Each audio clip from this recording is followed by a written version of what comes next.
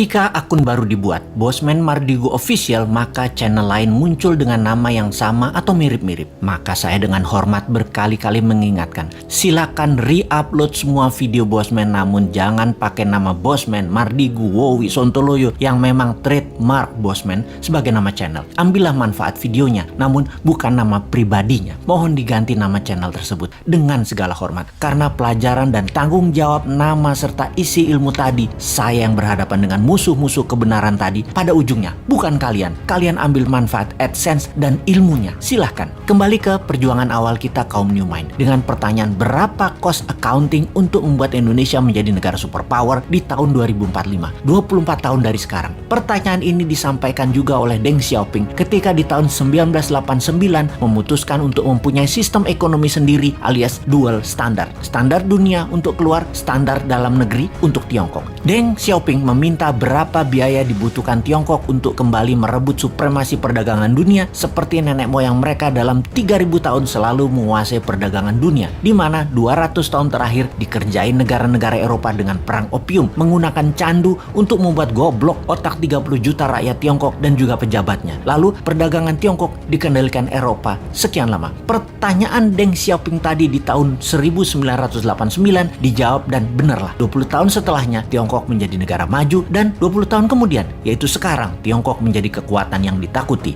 Pertanyaan awal kita, berapa cost accounting untuk membangun Indonesia untuk menjadi negara superpower di tahun 2045 itu? Hal itu sangat penting. Berapa modal yang dibutuhkan? Berapa dana yang dibutuhkan? Dan itu harus diketahui sekarang. Semua itu akan kita ciptakan dananya serta pekerjaannya untuk 100% warga Indonesia. Kita lompat ke tahun 2030 ke depan. Di tahun 2030 atau kurang dari 9 tahun lagi, dari saat ini dunia menjadi lain dengan dunia yang kita kenal 100 tahun terakhir. Pandemi 4 tahun hingga tahun 2025 merubah 60% kehidupan manusia. Teknologi bioengineering, biomedical, menggeser DNA dan RNA manusia membuat manusia menjadi super karena lawannya penyakit juga menjadi super. Penyakit bawaan atau penyakit karena virus bermutasi. Manusia pun bermutasi dengan perubahan genetik tubuh manusia dipicu dengan growth factor biomedical. Di sisi lain, secara politik, kalau Amerika tidak hantam secara militer negeri Tiongkok dalam kurang waktu 3 tahun ke depan, maka di tahun 2030 Tiongkok akan menjadi negara superpower nomor 1. Dan saya garansi Amerika tidak akan serang Tiongkok. Amerika tuh chicken sekarang. Sungguh. Kemudian komunikasi 6G dipimpin Tiongkok. Distribusi kapal niaga dan seluruh gadget serta transaksi perdagangan dikuasai Tiongkok. Kesehatan dikuasai globalis cabal. Demikian juga sumber informasi big data dan currency akan dikuasai cabalis. Kemudian kehidupan pertanian akan semakin sulit. Alam semakin gersang. Cuaca tidak bisa dibaca dan dikendalikan. Panas bumi mencapai puncaknya di tahun 2030.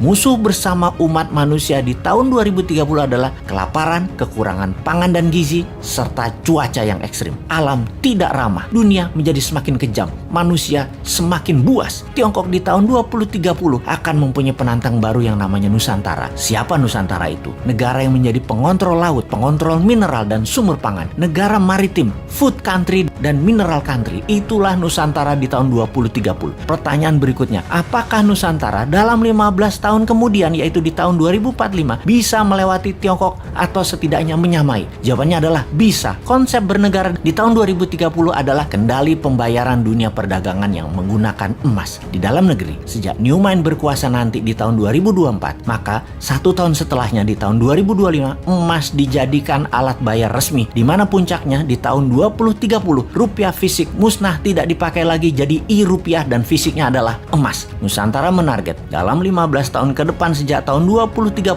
transaksi dunia 50% memakai emas. Itulah awal Nusantara menjadi negara superpower di tahun 2045. Kunci penting berikutnya di periode 2045 sampai 2070, di mana dunia sepakat tidak akan ada lagi perang militer, namun semua negara berkolaborasi merubah dunia menjadi lebih baik. 2045 hingga tahun 2070, Nusantara menjadi negara superpower yang memimpin garda terdepan pejuang lingkungan hidup, kesehatan, edukasi, dan sustainable eco-living. Nusantara memimpin perbaikan alam selama 15 tahun hingga tahun 2070.